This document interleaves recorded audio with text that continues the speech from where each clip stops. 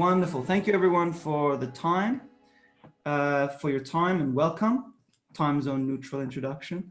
My name is Quddus. With me is Sebastion, and then our collaborators, which we'll dive into in a second. But welcome to the Play Shop, where we are exploring what the future of legal services might look like. It is definitely an exploration. Sebastion and I both do work very specifically on what elements are required or may be required for this future. And sometimes it's a bit more fringe, sometimes it's very real and happening right now. So we put together this exercise to be able to explore what that might look like and hopefully be as a resource. So myself, Quddus, Pourshalfie, Future Lab Legal, and Sebastion, please take your introduction. Yeah, thank you.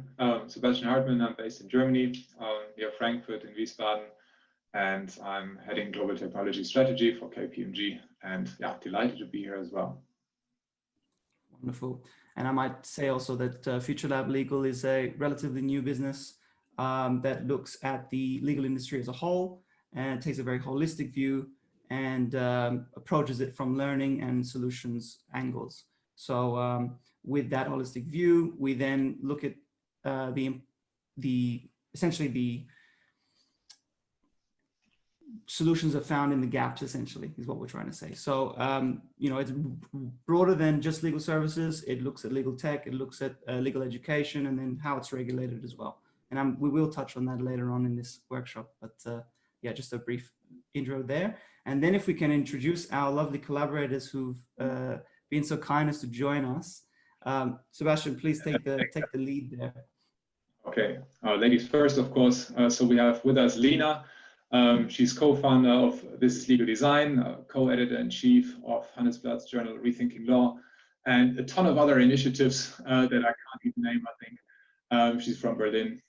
Also from Berlin, we have Tobias, president of the European Legal Tech Association with us, early bird in legal tech and thought leader, long-standing head of Germany's largest law firm, CMS, also from Berlin, like I said. Then I hope we have Tim with us. I don't see him currently in the participant list. I hope he can make it later on. Tim is Pro Vice Chancellor and Dean at Oxford Brookes Business School, key player behind the UK research project NextGen PSF. So very much at the forefront of thinking about the future of professional services and legal services in particular.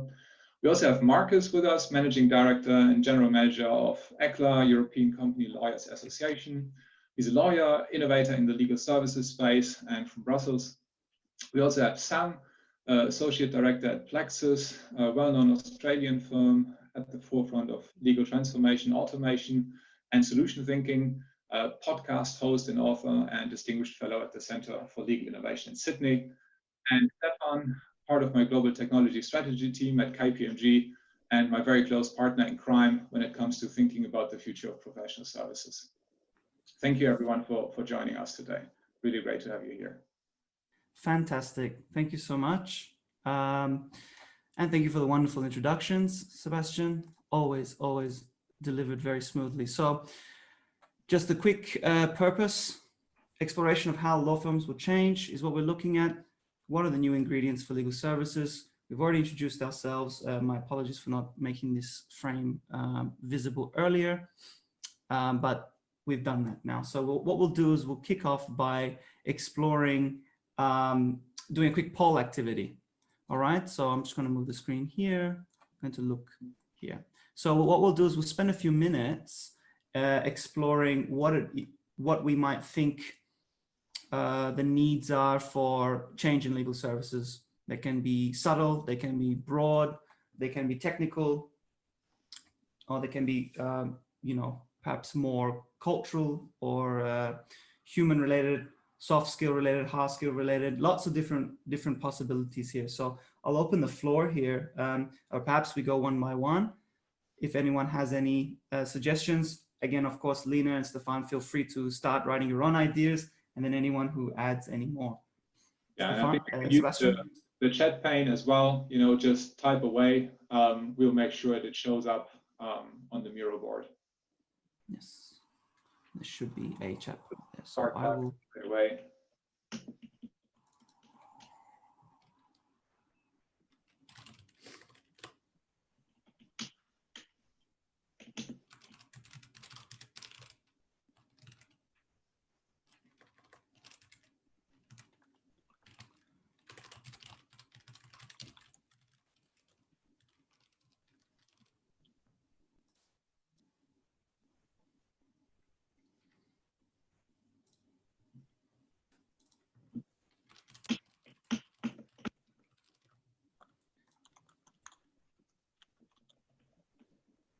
I'm afraid my computer broke down, so I have to work from my iPhone. I'm not sure if I can add anything on the screen.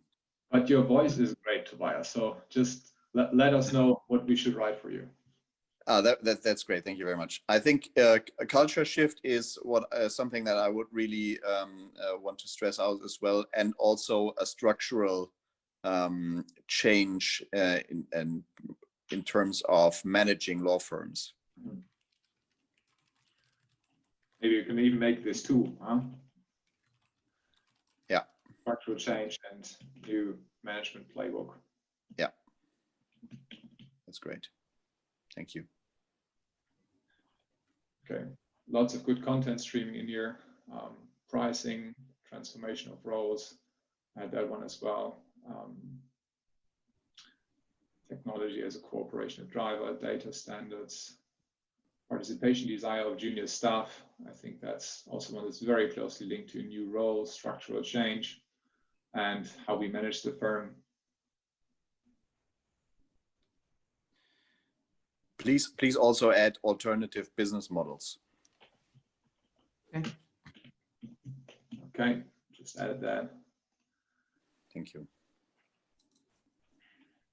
I think I would also like to add ecosystem collaborations, or new and expanded ecosystem collaborations rather. I think there's a whole new playground in how firms can work together. Maybe someone can help me articulate this idea to fit within a post-it note. But I'm thinking of Susskind and Susskind's Future of the Professions, and the idea of moving the role of lawyers away from the keepers of knowledge to the people that guide people through, the people that guide clients through legal problems. So instead of being the service that we're delivering being the delivery of knowledge, actually being the helping of clients through legal problems. That's a business model innovation, but it's also sort of a reshaping of what it is that lawyers do when they help clients. Anyone got any ideas how I can shorten that idea into a post-it note? I couldn't help it, Sam, but I had to call it solutions thinking and mindset, which is something that I love to talk about as well. So yeah, awesome. Yeah, that's great. Yeah, maybe even the word could be mindset. Sorry, I'll correct that. And posture, because it's how we carry ourselves, right? Probably not just in the delivery, but also in the anticipation of delivery. What are we actually emphasizing to the client about what we're going to do for them? And I think we clearly see it the other way, as you say, Sam. It's very interesting that when someone walks into a lawyer's office, the entire posture is about, well, I am the the source of all knowledge, and that's what you're paying for, right? Which can be argued in depending on what the matter is at hand. So yeah, that's a fantastic point. Yeah, I'm not sure if anyone else is touching on this here, but is there something about access to justice that is sort of related to this knowledge element? Change in legal services, let me process that thought a bit and come back to it. Forgive me, everybody, if my brain's not working at 6:45 p.m. here on a Friday afternoon after what has been a pretty long week of Zoom meetings. So if I come across as not very articulate, I apologize. Have yourself a beer. This always helps.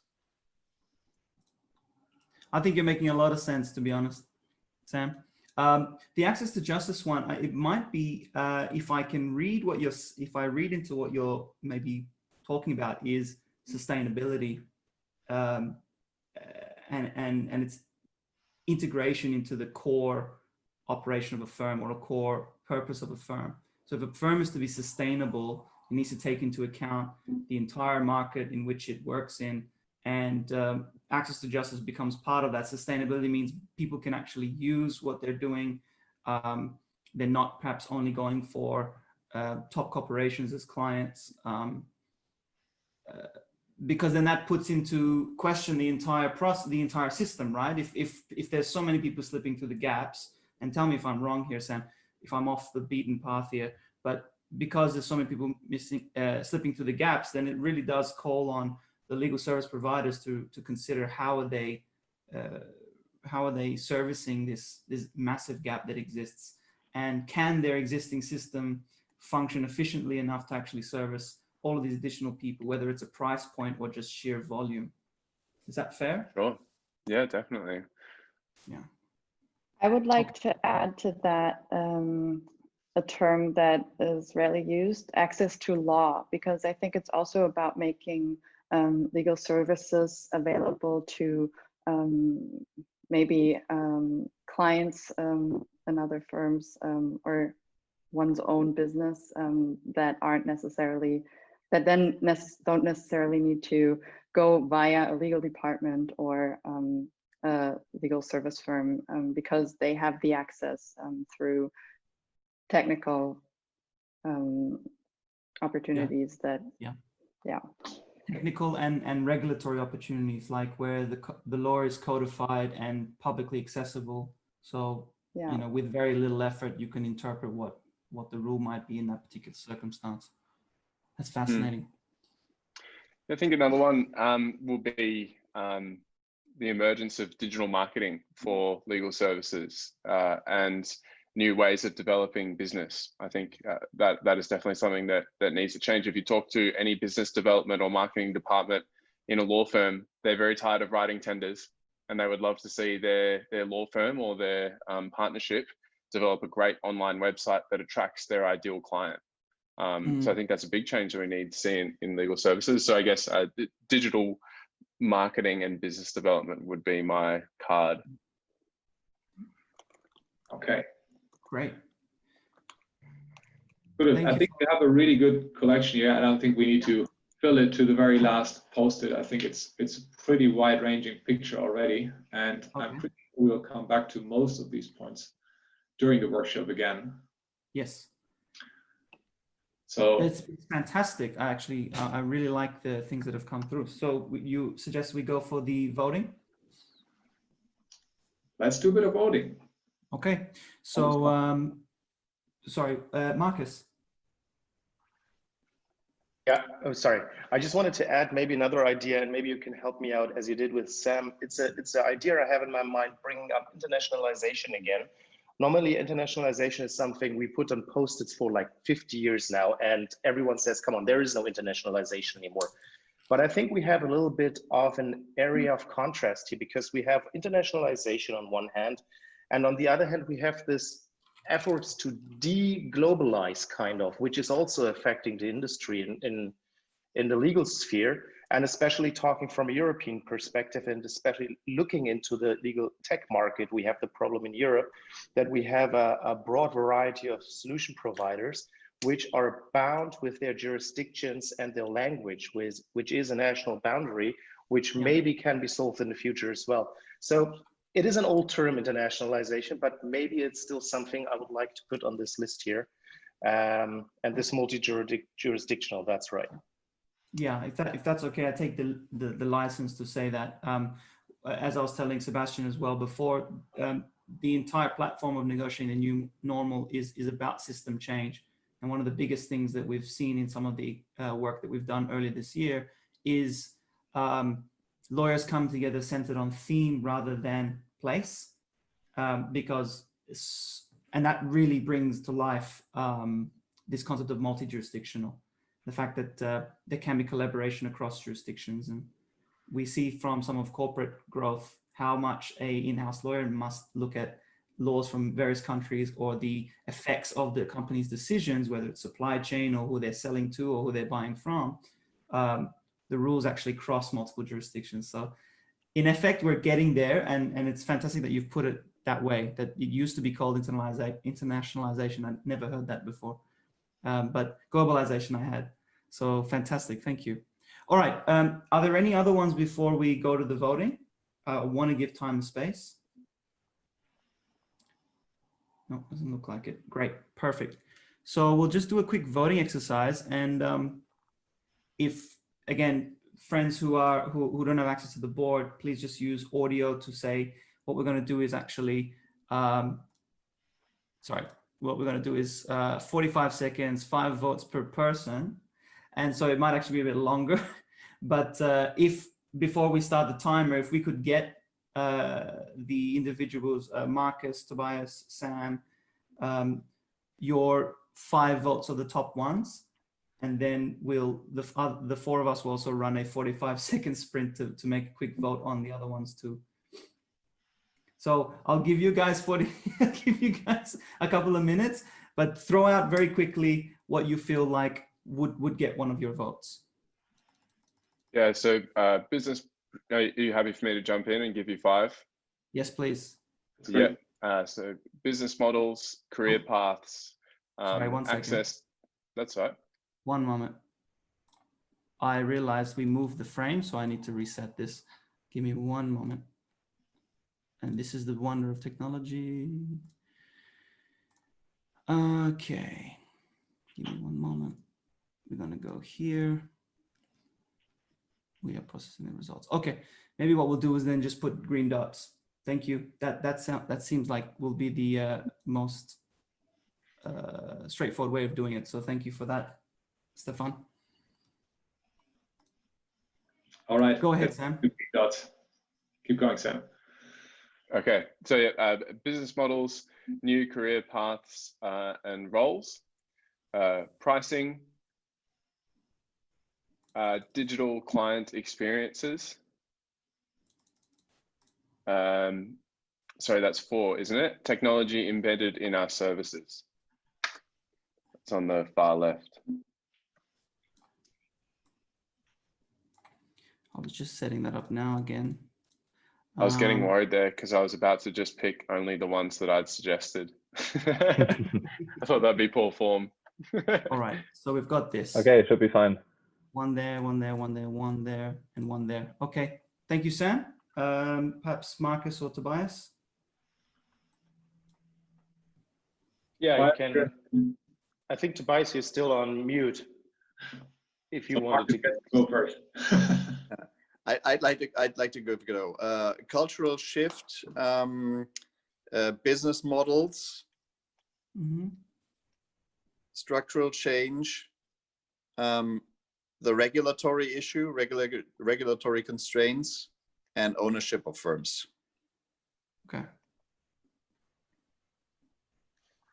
Yeah. Okay, then I can add to that, and it's tough to pick 5 out of 32 here, but I would go with regulatory restraints as well, business model, pricing,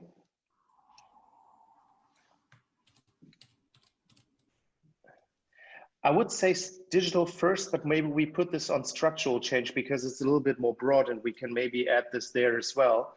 So we get a little bit of things there. So structural change. Well, and then of course I brought it up. I bring up the internationalization or multi-jurisdictional. I mean, that's 2 that makes it 6 in total. So I'll let you choose. Oh, we'll give you an extra vote, Marcus. No problems. I think in the spirit of the exercise, it's okay. So I cheated. Thanks. And you're representing the client side like no one else, so. But he's also a lawyer. Well, I'm sorry for that. Okay, Ooh, that's -3 then. I know. Okay. Tobias, you'd already done. Was that correct? Was I correct in assuming you've done yours? Yes. Yes. Lena, Stefan. And I'll do mine now as well. So 5. Yeah. So I'm also putting 1 here on business models, on culture shift, structural change, yeah, and the group has accepted that digital first is part of that broader structure change will sit broader in that. Did I hear correctly before? That's the assumption there. Yeah, okay. So I'll also take that vote as well.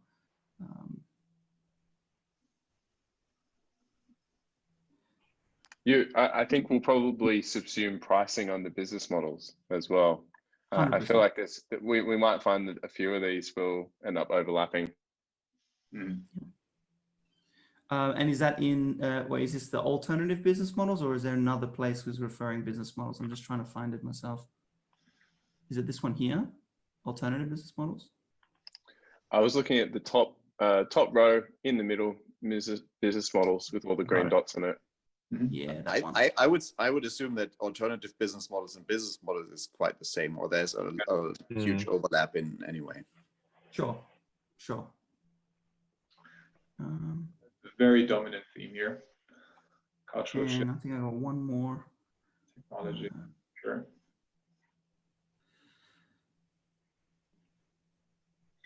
I like this one. Okay. All right. Great. So we'll leave that for now. But perhaps if I can ask Stefan or Lena to extract the top 5 and just maybe copy, instead of taking them more, maybe we can just put them on the side of the frame. The ones that we found were the most voted for as we go on. Okay. Shall we move on then, Sebastian? Let's move on. All right, great. Okay, so moving across, not news to many people here, and but this will be replayed, so hopefully it's useful to others. We're going to look briefly at the brief introduction of the current law firm. I'll just quickly speak on the basic partnership structure. In its simplest form, we can break it down into 3 sort of sections.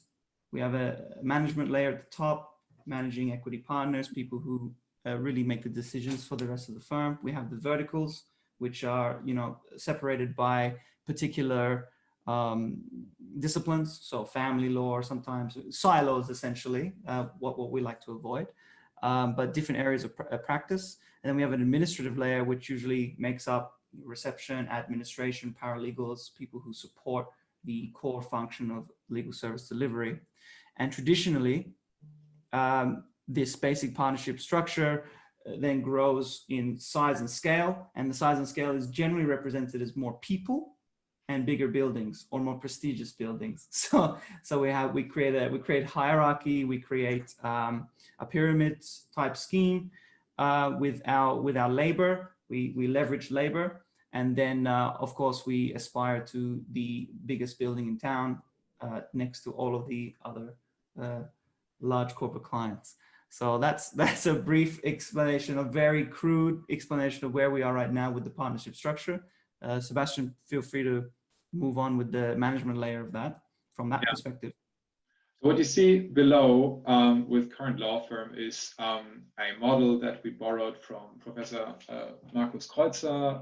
He's professor at the European Business School, and is also doing a lot of research around professional service firms. And the way he likes to look at a firm is by these dimensions that you see here. We'll use them later on to collect the ingredients for the next gen version as well.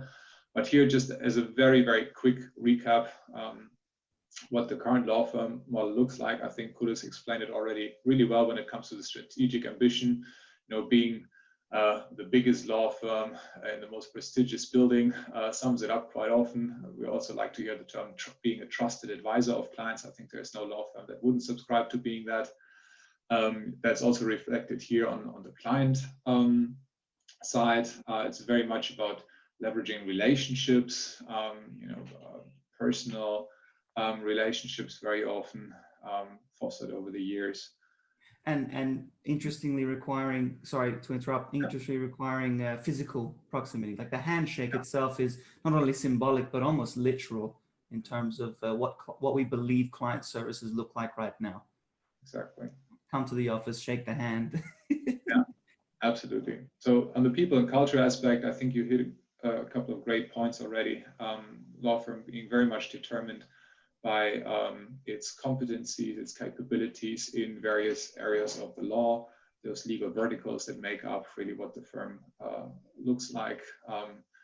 Administrative layers are traditionally kept as thin as somehow possible. And then we have a very slim management layer as well. The organization, partner to staff ratio, very important. We are probably the only industry that translates leverage as a people pyramid structure. Data and technology, had a good laugh with Quddus about this one, because we thought long and hard how to best represent the traditional technology architecture of a law firm, and this was the best representation we could come up with. Good old famous copy printer here.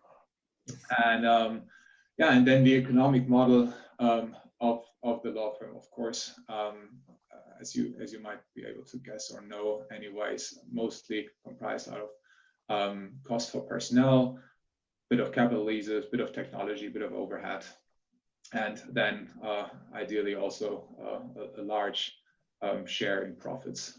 It's definitely a very profitable industry on average, compared especially to many, many other industries. So feel free to chime in if I've forgotten anything that you think is very important to understand the traditional model. This was just a very brief recap. I think we have already mentioned a lot of things that we want to change, so I'd rather focus on that going forward. Is there anything you think we should be adding here? I know that we touched on this in the notes, but a lot of these factors are dictated by the regulations. So the partnership model, the people, the culture, it is really got a lot to do with the fact that the law is a prohibitive industry. It's very difficult to get in, and it's very difficult to maintain your qualifications. You need to do ongoing CPD, especially in Australia. It's quite difficult to set up a law firm. You need to have certain qualifications. And until the UK Legal Services Act in 2007, you really could only run the partnership model. But that opened up the opportunity for, as we all know, different legal business models. But I think it's probably worth saying that regulation plays a really important part in a lot of these elements here. And I think it's also noting, if I may, that the partnership model and the structure itself has also been crafted, I would say, over centuries even. It goes actually almost back to, I think, the Bank of the Medici, that looked towards the partnership model in order to limit risks, etc. So a lot of the principles that a partnership is built on have been just crafted over the years now, deeply, deeply ingrained in the industry. Tobias, sorry, you wanted to say something. No. I was going to add that, I mean, and that is really one of the crucial points that we are going to talk about, is the business model. And the core business model of the traditional law firm is selling expert time. And that's what I would also like to see added here, probably, because if we are going to talk about alternative business models, then we're probably going to talk about not professional service firms business models, but the traditional ones, but also other commercial business models. You're absolutely right. You're right. We should point that out explicitly here. Okay, good. And I think what's also important to note here at this point is that despite all the needs for change that we pointed out on the previous slide, the time and material business model and the partnership model that we see today is still one of the most successful in turning billings into distributable cash. So that's also something not to be forgotten. Of course, in this group, we are focused on the future and how could alternatives look like. But I think it's important to note that it's still a very, very successful business model and still has some parts that are extremely attractive. Absolutely, Stefan. Like I said, I think it's one of the most profitable industries that you will find. It's very resilient to changes. We could see it through the pandemic as well. Professional services have fared quite well. Be it lawyers or consultants, tax advisors, there's basically, no matter which economic climate you're in, there's always a lot of work. So these firms are based on very successful models, and the partnership model is actually one of the underlying reasons for that, with good responsibilities in terms of bringing in revenues distributed across all the partners of the firm. Lots of shared responsibility in terms of leading the firm, etc., that has made this model incredibly successful. Great. All right. So are we happy to move on then? We feel we've laid the land a little. Yeah. Of course, there's a lot of nuance, but I think we've been quite thorough for now, given the time limits that we have. So, all right. So let's get into the nuts and bolts. Let's get into some of the exercise of exploring a new reality. All right. So what I have done here with Sebastion is put together a few scenarios, and I believe I've let you know that these would be that there would be some scenarios that are either quite fringe but very much embedded in reality, and others that you may have already seen implemented or explored already in your own work or in the work of your colleagues. So I'll quickly run through the scenarios, and then also this is quite interactive too. So if anyone, I've added a brain map or a mind map to sort of expand on what this idea or this scenario might actually require of us as a legal service provider. So the first one, esports player or team is looking to facilitate their interactions with fans and establish their value through shares on a tokenized market. So they're not looking to float as a brand or business. What they're looking to do is, they're an esports team, first of all. So esports being people who play sport, competitive computer games, and they actually compete on them and win prize money or are involved in tournaments that include funds. They are looking to find a way to bridge the value of their brand to the actual acts that they're involved in and give their fans a more perhaps involved experience in being part of or rooting for that particular team or that particular player. So it's not a standardized IPO, it'll be a tokenized IPO. Value is considered as a hash or a token on a ledger that's distributed. What it actually pertains to in terms of value may be more involved with interaction, maybe monetary, maybe currency, maybe access. So it's an interesting little scenario that I've put together there. We know it uses Tobias, I will admit him.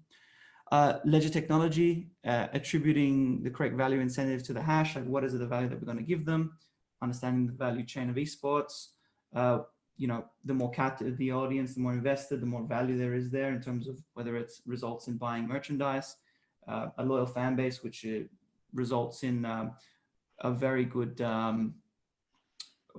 good reactions or good metrics on videos, which then also get monetized through advertisement or other means. And there's also then opportunities for sponsorship and, as I mentioned, merchandise. So that's one scenario just to keep in your minds, where we would tackle then what a new service provider might need to look like in order to... Oh, 1 second, Quddus. Let me quickly interrupt you. Tim has joined us. Thank you, Tim, that you could make it. Sorry, we're still trying to fight COVID at the university in Oxford here. It's chaos, but yeah, sorry I'm late. Oh, no worries. I'm so glad you could make it. Thanks a lot.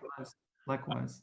You know, we've gone through introductions. We took a quick review of what we think needs to change in managing legal services, briefly reviewed the traditional law firm model, and are now looking at you know, what's changing. And Quddus was just going over these 3 mind maps here that just represent client issues that may be emerging and that we see in the market.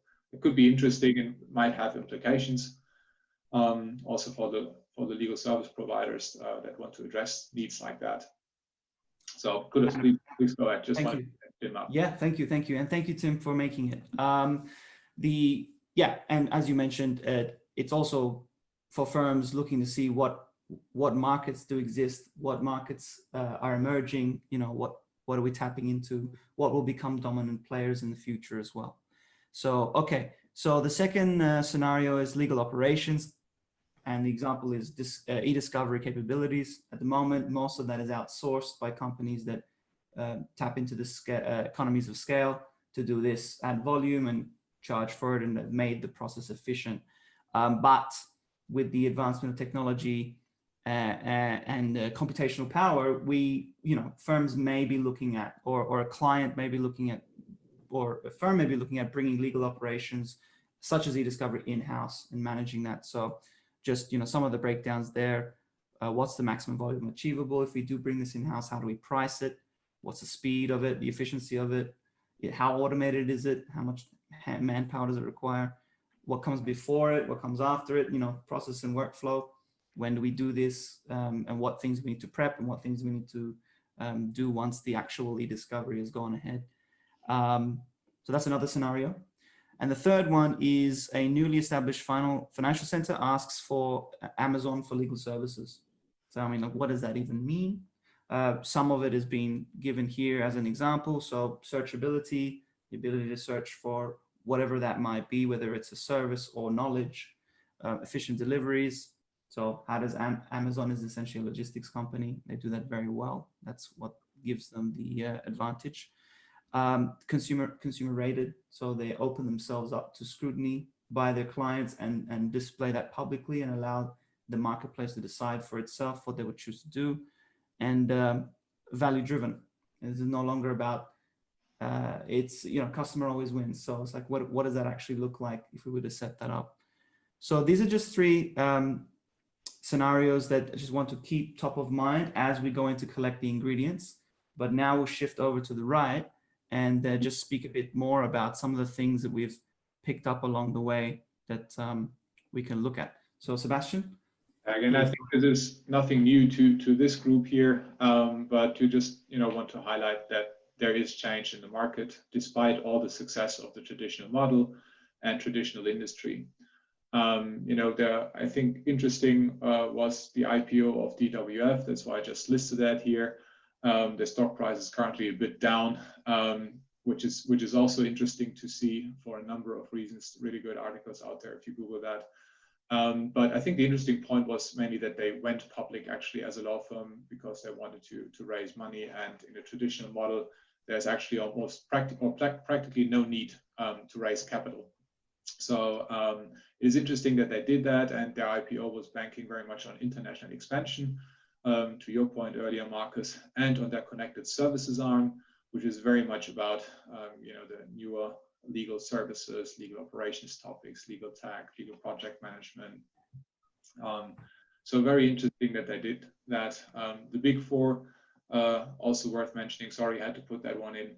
And interesting in the US, Arizona, first state to approve a non-lawyer ownership of law firms, which is also interesting and potentially changing the market and some of the regulatory constraints that we had so far.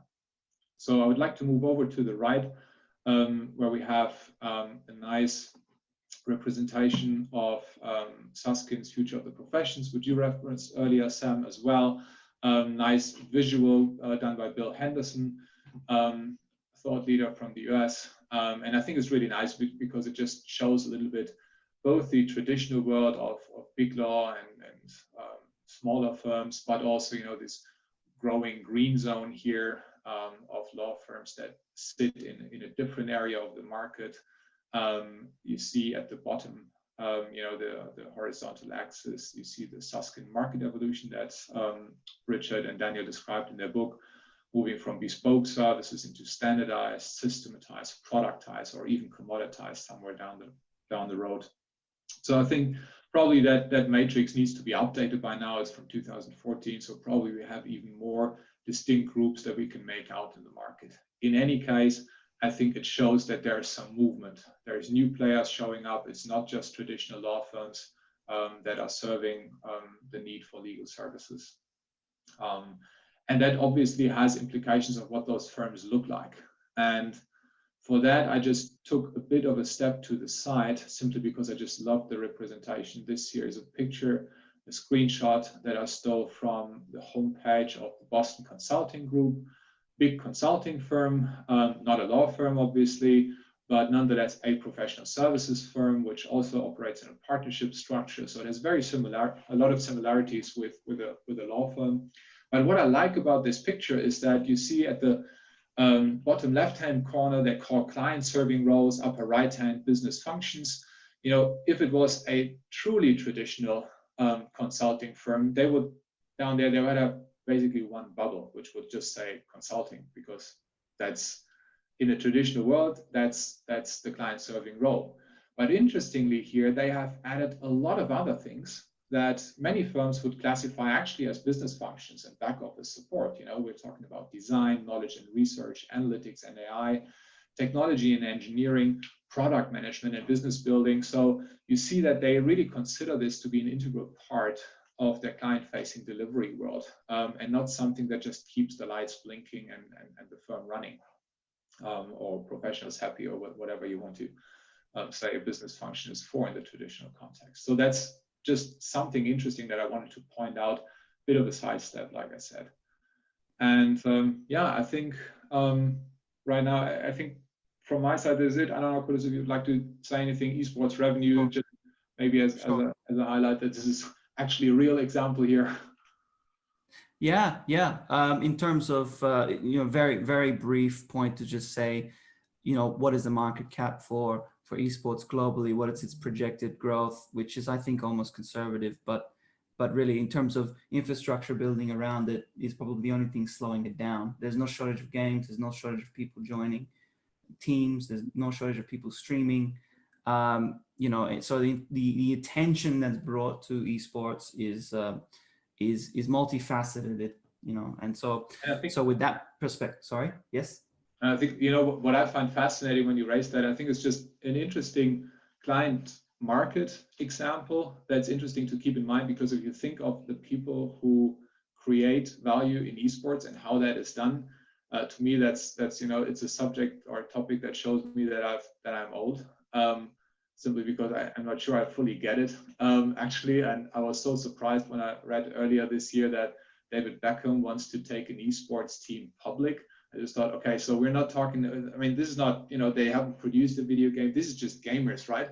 As far as I understand it. And that they're actually going public shows that, there's new needs coming in that might also be challenging for some traditional folks to actually look at and tackle and interface with people that grew up in that context. Precisely. I think just to build on the example you've given, which is really important, and I'll take a few minutes there, is that even with the David Beckham example, he's perhaps more traditional, dabbling into an area that is quite new. His way of dealing with it might still be quite traditional. What we're seeing is that the people who are closing the deals, Ninja, you might have heard of the person Ninja or PewDiePie or other people like that who sign up to either streaming or specific esports players and esports teams. These are sub 30, sub 25 individuals. And if they're going to have a small team around them and they're going to look for legal representation or management, given the fact that we talked about legal service providing isn't purely going to be the machine of the law firm, but perhaps bespoke management consulting roles that have legal knowledge to close contracts and do deals. With teams such as this, the point I'm trying to get at here is that those individuals have a very, very different upbringing, a very different expectation of who is cool to have around and who we want to actually deal with these things, especially as more and more of that infrastructure relies on individuals removing the gatekeepers, essentially. So that infrastructure that we have now removes this entire gatekeeping, which also included a traditional situation with traditional firm that had already closed the deal 20 years ago on a handshake. And so, it just becomes this existing thing. So a new client, a young 22-year-old closes a deal, will want more ownership, will not want to, hand his 20% to his management and another existing fee to an outside counsel who can't really understand what they're trying to do or talk about. So from that perspective, I just saw something coming up in okay. All right, so that's just a little bit there. And just a few questions, a few more extra things. Okay, so now we get into the juicy part, where we are going to try and, with those three scenarios, with some of the things we've covered now, what are the things that we now want to add as the ingredients. And perhaps if I can ask a favor of Stefan and Lena to bring down the top 5 that we had and sort of just put them off to the side of the screen so we can actually see it alongside. And again, we'll go through that same exercise now. We have a bit more time dedicated to this, so Yeah, friends, exactly. feel free to speak up. This is supposed to be the main part here, and we want to spend most of our time here.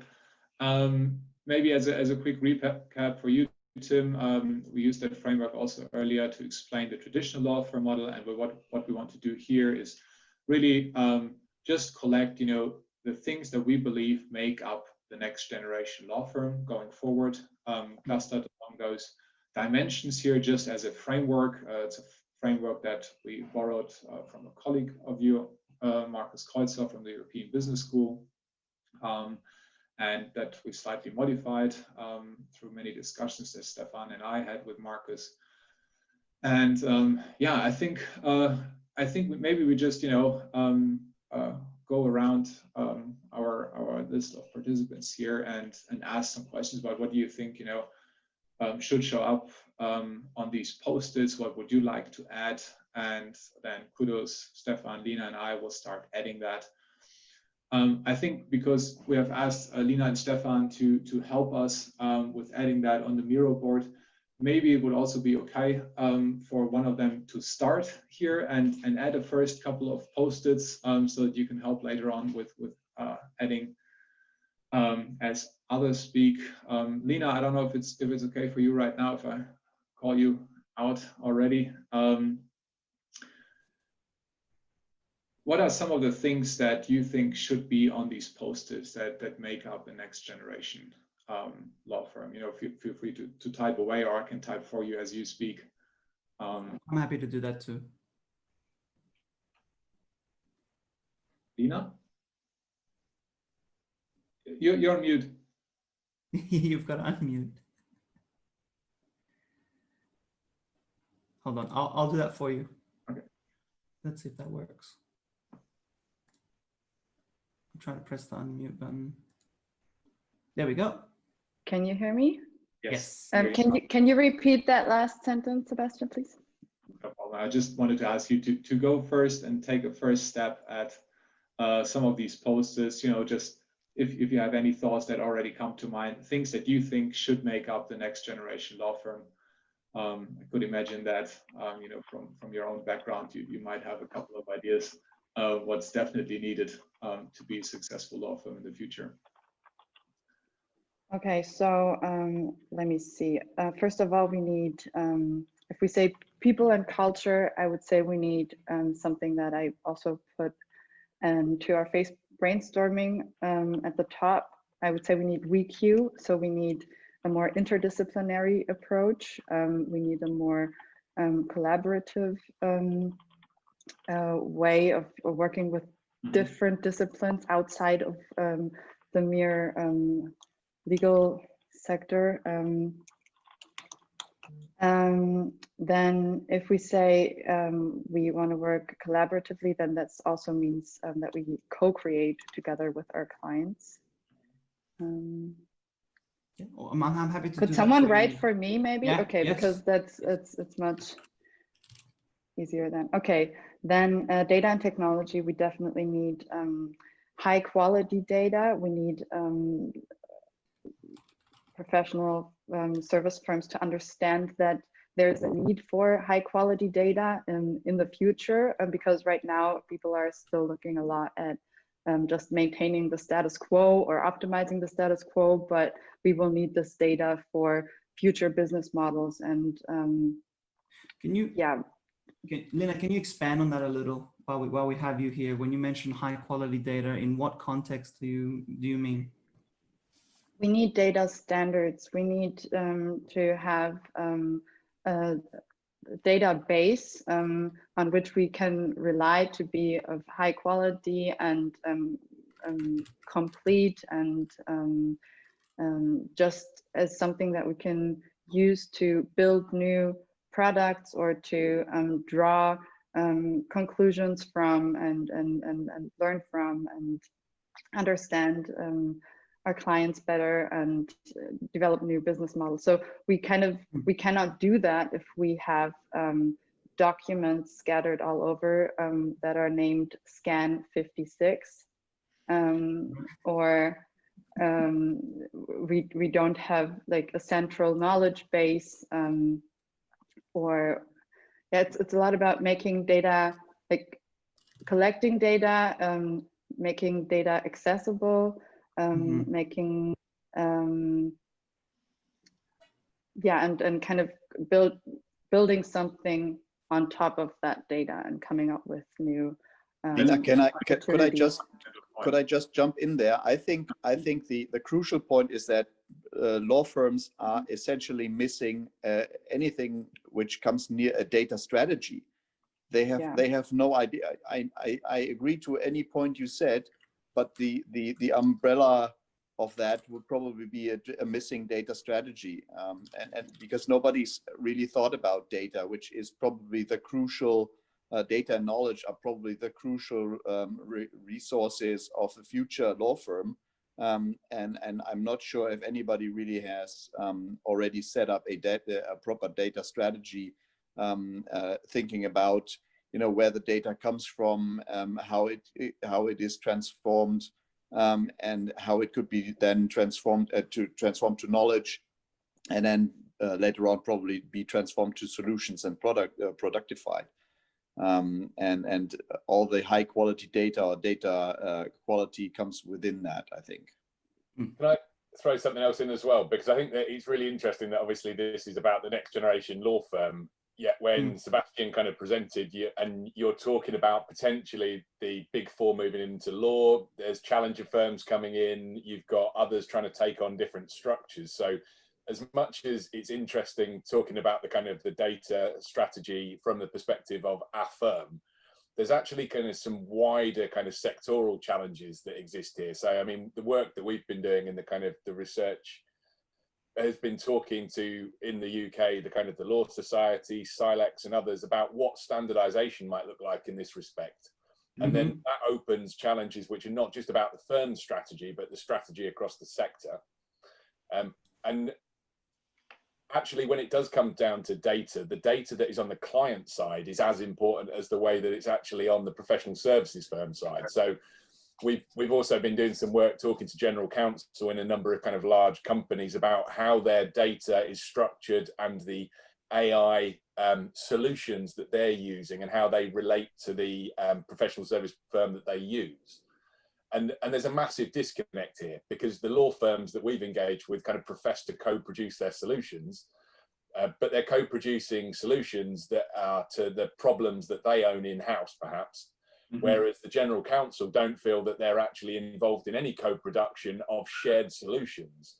So one of the big questions that we've been trying to pose back to both our funder, to the Ministry of Justice, to the Law Society, is to say, well, actually thinking about what is the problem that we're trying to solve here, because trying to reimagine the next generation law firm and its ingredients are great, but it's the context within which this exists, which is actually why the law firm has a problem now, and we'll have another problem in the future, even if we kind of create all of these components. And I know that it's illustrative in the way that this is set out, and I like the dimensions, but actually these are all interdependent. Absolutely. Yesterday I was talking to another big law firm, and they were talking about their data and technology, but they did it almost without any reference to their people and culture. And the jobs that will be displaced, the tasks that are affected, how that affects what paralegals do. And actually the best place to introduce technology into a law firm is not the practice of law, it's the business of law. So if you can get it in your marketing, your comms, you can get it in your organizational structure, and you are a limited liability partnership and the partners have a kind of a vested interest, then all of a sudden, because they see that there's returns coming to the business because they've invested in AI solutions for the business, then actually they become much more interested in trying to explore how they can engage that in professional practice, because they're like, wow, we're saving millions of pounds over here. I wonder what would happen if we used an AI search point-based solution for this area of the business. But it does come back again for the organizational thing for me about thinking, like you say there, the organizational structure and the models. And we know that legal firms particularly are often structured around specialism and silo.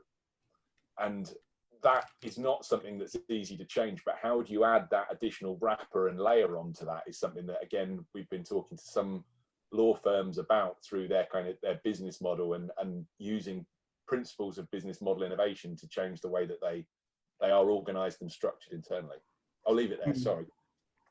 No, that makes great points. Thanks for joining the conversation too. Good to have you.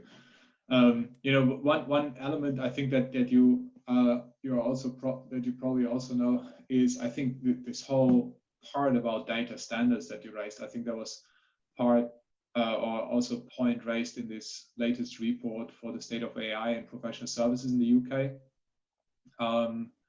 That there's also you know, there's a really interesting startup that I would like to point to in the UK that you probably know, Engine B. Which is very much about creating a data standard on the client side that then allows clients to have a much easier way of picking, working, and integrating with different professional service providers, you know, be it accounting firms, their auditors, legal services, or consulting services. So very interesting example. I can only recommend all of you to check that one out because it's very much exactly that point. And I believe extending on that, in the US, they already have started building a code for the internal functions of a law firm, just to be able to create a taxonomy, a uniform code that they're developing there.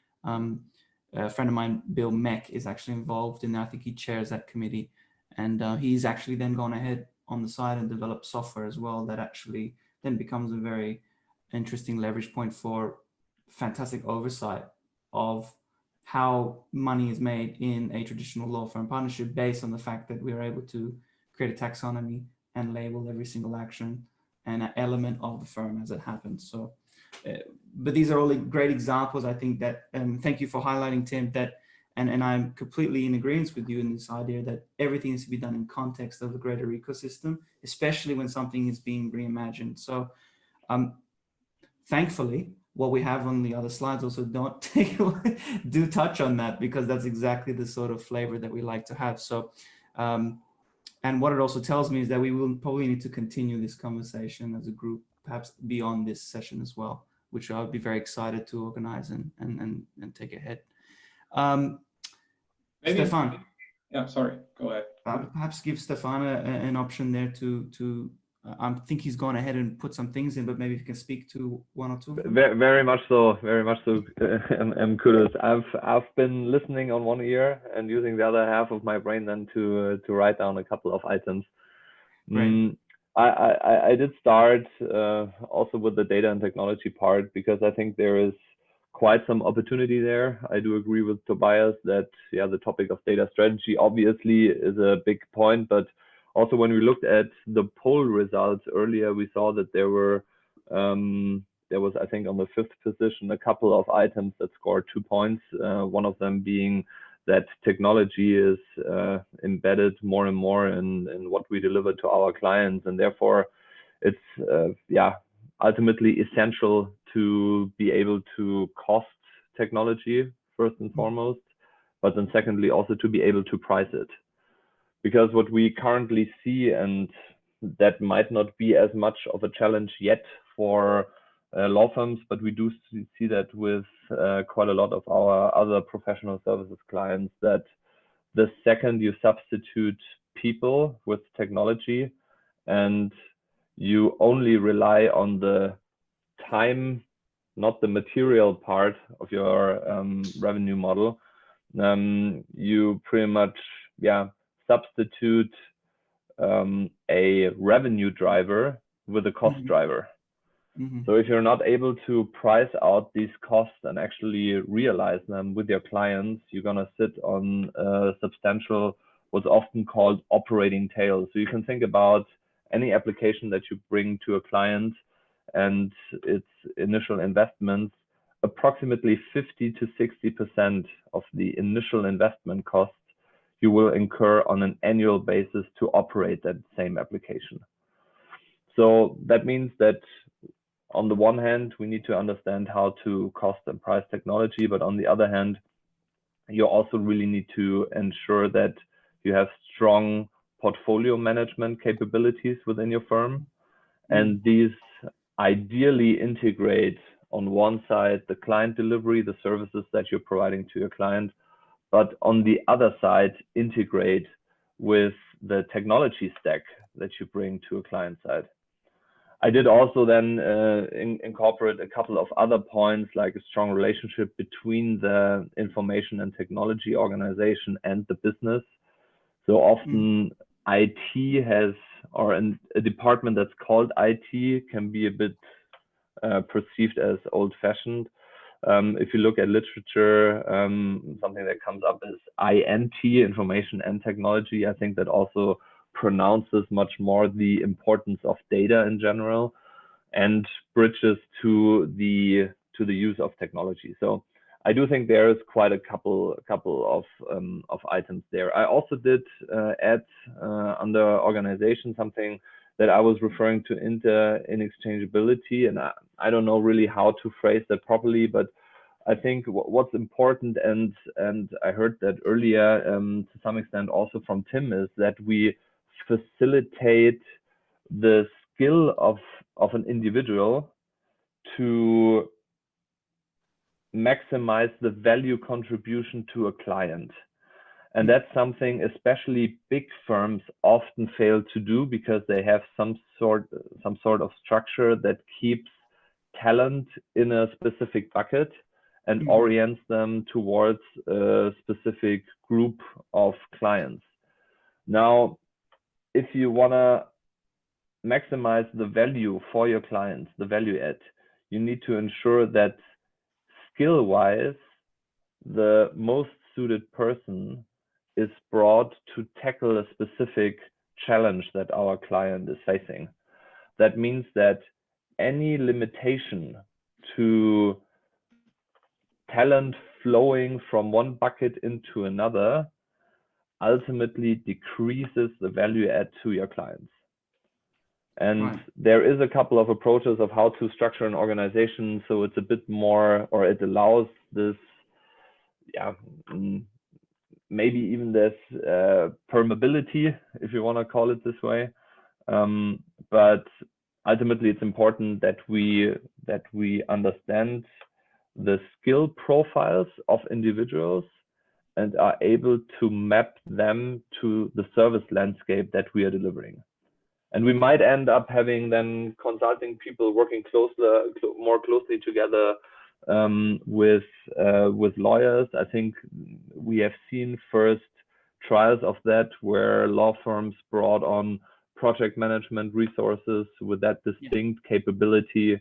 I do think that there is way more space to drive these. For example, bring in technology people into service delivery, establish a organization that understands, first of all, the relationship to the clients, so to say a business relationship manager or a salesperson, it would be called in a classic manufacturing business, but also improving our skill set, our capabilities around product or solution management. You can call it pretty much whatever you want. I think in the case of professional services, solutions might be the more suitable terminology, just as a fact that based on the fact that we are solving issues. But independently from how you call it, you need that strong capability in your firm to tie together client demand, technology stack, and the way how we deliver to our client. I hope there were also a couple of tangible parts in there. I tried to write them down and not too much high level buzzwords. No, it makes great sense, Stefan. Thank you. Great. We ask Marcus and Tobias for any. I know Tobias jumped in, but Marcus, I think you've been waiting patiently. Please. Yeah, thanks a lot. And now I just wanted, maybe there's not so much to add because there was very many valuable things added to the lists already. What I wanted to elaborate on is just the fact that the current law firm is basically in an area of conflict, between the in-house legal departments on one side and then the, let's say, alternative solution providers on the other side. Whereas internal legal departments basically try to insource business that is standardizable or even commoditizable, just in order to save costs. And then on the other hand, you have those alternative service providers raising from the left. So the current law firm is in that middle. However, I see the current law firm as the greatest pool of knowledge there is in the legal market. But how do they leverage on that to put this into new solutions? And this brings me to the orange posters as well as to the green posters. So what in-house legal departments demand and will demand more in the future is alternative services. And the first go-to thing is to go to the law firms. Why? Because most of the medium-sized legal departments just don't have the time to observe the market if there is a solution out there that fits their needs to 100%. And as I said already, the European market is highly fragmented. So it's very tough for in-house legal departments to find the right solution. So the best way for a law firm would be to go into this market kind of as well. But this would include then additional services to go to the green posters and maybe put some, and I'm saying something now which the partners might not like in a law firm, to put some of the profits away for future investment and to really fill a pot of investment to have a capital there to be strong in hitting new products in the market. And then coming to the data, and I think this was all said, and it's also in the people culture thing with WeQ. As I said, it's the biggest knowledge tank there is. The question is, how do you generate a culture in a law firm that you bring the knowledge out of the brains, the one that is commoditizable, into a solution that the law firm can offer as well. And then the lawyers can really focus on the stuff that they are actually hired for, the innovative stuff, the highly interesting cases and things like that. Okay, perfect. So I think what I understood about the putting money aside and energy aside was I was writing that actually previously. That's what I meant by engine 1 and engine 2. I don't know if there's a better way to state that, Marcus, that you would prefer, but I've added engine 1 and 2, which is precisely engine 1 just as it does. Engine 2 looks at what is moving forward and what could be done differently, and they both have their respective business units, respective budgets, respective resources to carry out and ultimately either transform directly into engine 2 or to feed into engine 1 in a transformational way. There's Quddus, if I may, I also added that in the top left corner under economics, because I think what Marcus pointed out is an extremely valuable point, and it goes into two ways. I mentioned earlier that obviously the traditional model is very, very efficient in terms of turning billings into distributable cash, and that means that the current mindset is very much on dividend payouts. However, and that goes perfectly in line with what Marcus said, if we want to strengthen investments, that means that you strengthen retained earnings at the end of the year.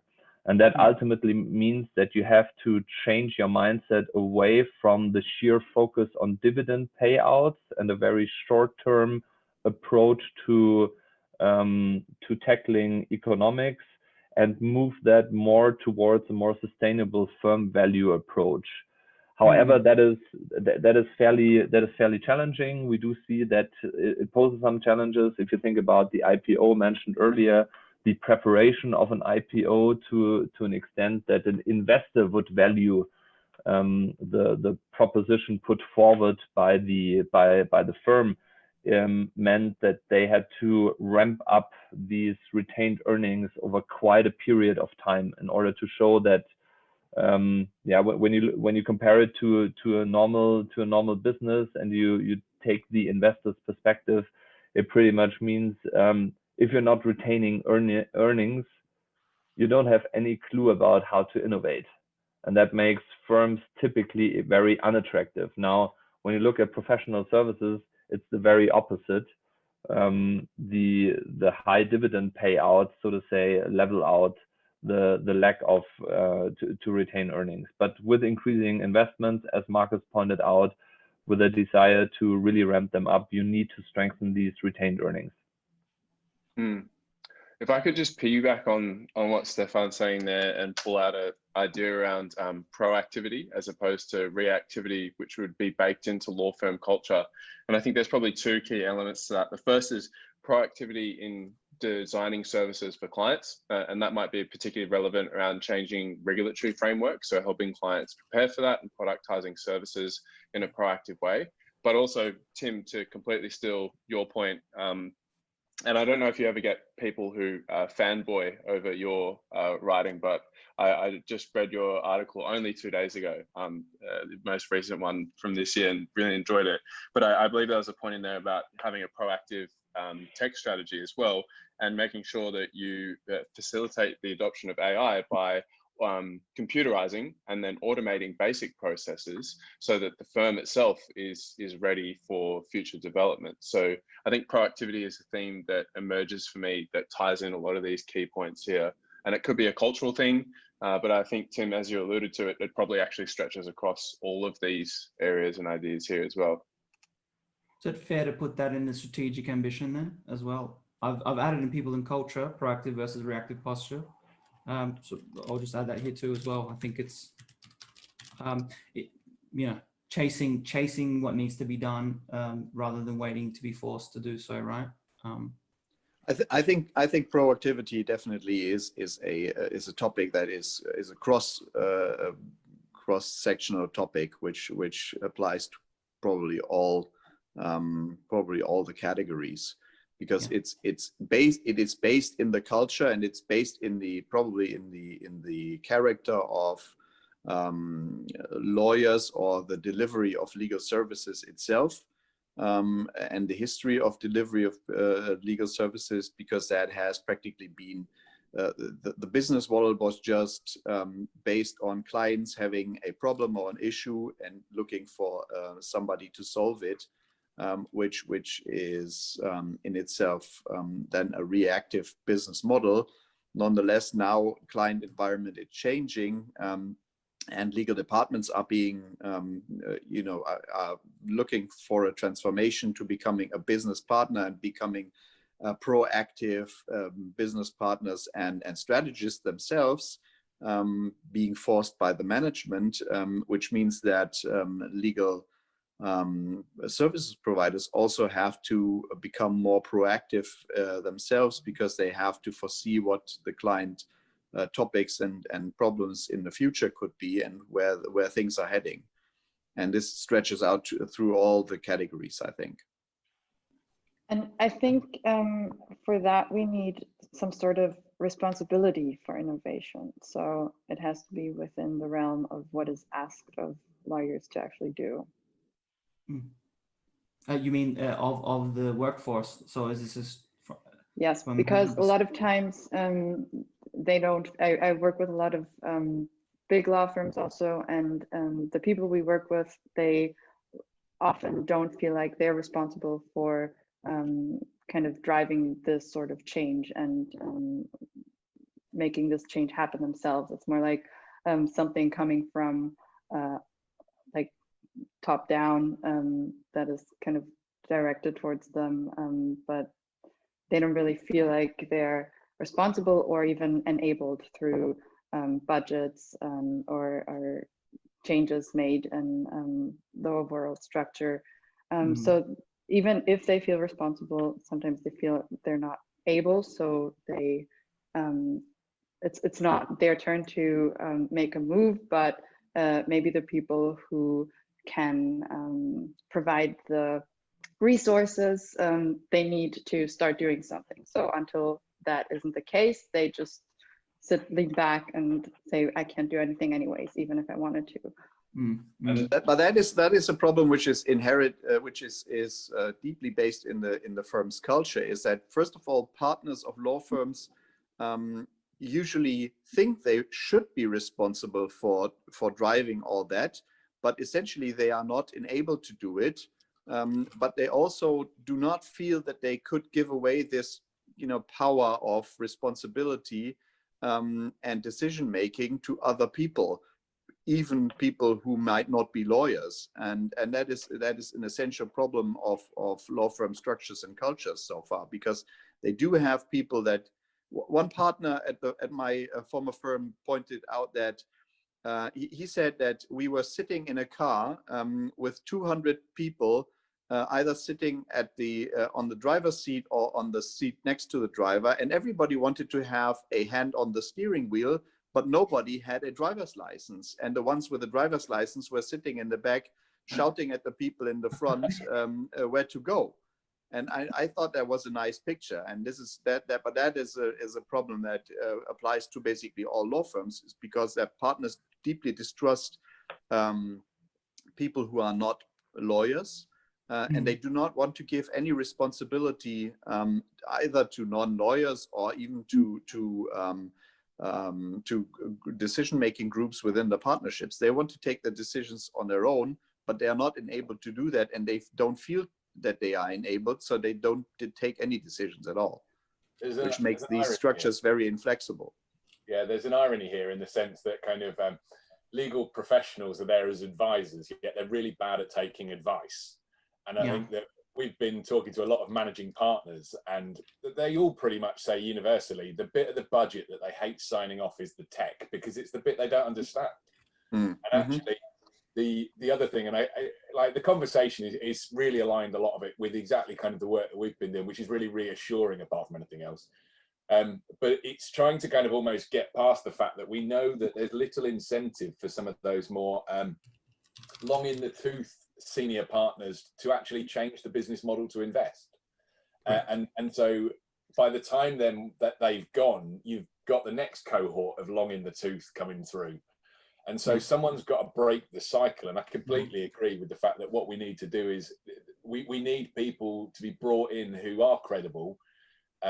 We've been seeing some examples, and DWF are a great kind of example of this, where they tried to change their model. They've become the kind of, they've moved away from the partnership model to try and have something that allows them to invest in the future. We've got more PLCs emerging in the UK, which change the motivation, if you like, to invest moving forward. And even where you see kind of equity firms kind of investing in law firms to try and say, well, actually the return isn't now, the return's going to be tomorrow. But the immediate challenge is these firms, to be honest, are still making more money year on year than they ever have. So why the hell would they change their business model? And then they have people like us coming along and saying, look, there's this train coming down the track that you're going to get hit by, but they see it as so far away. And in the UK, I mean, like Brexit, yeah, it's going to be an absolute disaster. But actually, for the law firms that are advising their clients, we'll debate whether it's well or not at a later date, but they're advising their clients still continuing to kind of make money hand over fist. So the reason for doing all of this seems quite distant. Looking at the way just another point, the way that these kind of post-its have been filled in, it kind of makes me think whether there'd be another interesting opportunity to get together to do this, where if we were to have some of the kind of key themes or actions that we think might need to be done going forward, I think what we'd find is that you'd have a selection of colours against each theme or each action. So it's interesting looking at the economics of it to say, well, there's mindset change, which clearly relates to the people and the culture. It clearly relates to the kind of the ambition and the organisation. Some of the stuff around kind of technology pricing clearly relates to the kind of people and culture of the organisation, but the clients.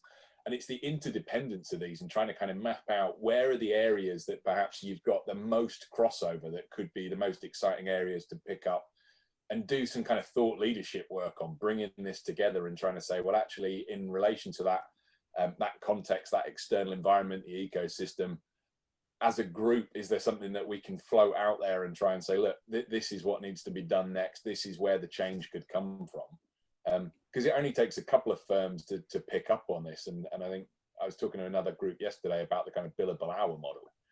And it's interesting because if you start thinking about productization, which for me is in the business model innovation side of it, how can you do things that you're doing already, but reframe them as new products rather than doing something new? And all of that kind of plays into this, because then you're almost surreptitiously introducing AI, tech, data-driven products and services into the firm without actually making those leading the firm and those as partners feel that you're disrupting their business. Because I think that the biggest challenge is they don't want to be disrupted, but they want to innovate, and they don't want to be technology firms. They want technological solutions. Yeah. I think some that's of that. really, Yes. really important point, Tim, that you made there with, you know, bringing together the people and the technology, the data, the experience into complete solutions. And I think, you know, one of the main challenges is really escaping that time and material model to begin with. And fortunately, I think many firms actually have the profitability to do that, and to have some pockets of experimentation. But it is definitely, you know, a step, and it is a noticeable change in the economic model for them as well that they need to commit to. So I think, you know, it's getting past this initial hurdle just to get going in new business models, and then it is also taking these new business models to scale, which is probably also where Marcus' point comes in with Engine 1 and Engine 2. There's definitely a management challenge that firms need to tackle. And I think in the newer models, we will find a lot of the structures that other industries have established decades, if not centuries ago, where we have a different level of professionalization of certain functions, be it product management, be it marketing. There is less of a distinction between client-facing and support roles. It's really more along an entire value chain of how those firms deliver and where you create those roles and build up those capabilities. Right. Friends, I have to note that we are very short on time and there were a few other things to cover. But what it does suggest to me is that we will likely need to pick this up again. So I will take lead, I will take the initiative to do so and be in touch with you all very, very soon. Just to wrap what we can up from what we've learned so far, clearly it was an exploration. It wasn't intended that there'd be a definite solution, but I think it's opened up a really, really good questions around how it's even framed. And that's really the focus as well in terms of systems change and systemic disruption or systemic changes. Yes, it involves everyone else. It involves how we educate lawyers. It involves how we regulate lawyers. It involves so many things from that perspective. Right, so what I will do is quickly zoom across. This was something I wanted to spend a few minutes on, which I will no longer do. This is something that I put together last year. It is largely more focused, before we were looking at the management layer, but then obviously there are implications slowing down. This is very much an operational model or framework that is technology at its core. So if a firm was to be rebuilt with technology at its core, how would you envisage that? What would be the frame for all these puzzle pieces to go in and for all of these services and technologies that are being developed to be bought and stacked on each other? And then layered on top of that, a customer experience that exists. So from underneath, you have the processes, and on top you have the customer experience. So I won't go into that. The only part I wanted to really share was bridging environment, which we will look at later on because of its implications for how separate units of firms that run on this model can actually then interface seamlessly with parallel industry or with other firms to create conglomerate situations for tenders, for larger clients, et cetera, et cetera, et cetera. So more than happy to cover that individually with anyone who wants to explore that further, but we don't have the time tonight. So I'm going to try and do a quick wrap up. As you can see, there was a very direct question asked, which if this, what we've just come up with, layered with some form of future-facing operational model exists, what are the implications for educating legal professionals? What are the implications for regulating legal professionals? And what about us and our businesses now? So very cognizant, and I think we're all arriving to the same essential question, which is same essential theme, which is recognizing it's not down to just the firms. There's a lot of systemic requirements, but it also isn't about handballing anymore, which is definitely my posture. I believe that very strongly. We're not here to handball. Say we wait for the regulator. If we, for instance, dive deep into that, we recognize that regulators we self-regulate. The regulators are generally lawyers who are very experienced at the law society level, who are setting rules or advising government if government makes those particular decisions. So yeah, so there's a lot of implications there, but I think what it's inviting is for us to come back and do this again, if everyone agrees, and then look at perhaps rebuilding different models different ways and shaping them. So friends, thank you so much for your time. And perhaps one thing we can do is I will get a snapshot of this frame and distribute it to the people who are here today. And perhaps one thing we can do is get, I don't know if anyone else has a better screen right now, because I'm screen sharing. Maybe Sebastion can take a screenshot of everyone that was here, and then we can share that as well for our own purposes, if you'd like to just let everyone know what we were doing today or tonight. So can you share the other screens as well, which we're working on, because some of those I haven't seen before? Yes. So great. This is what we worked on. Yeah, like the whole thing, except for maybe our faces, which we know basically. Yes. Well, okay. So I'll take a frame of. Take a so frame I'll of. take that screenshot. Quick. You know, cheese and smile from everyone. Thank you.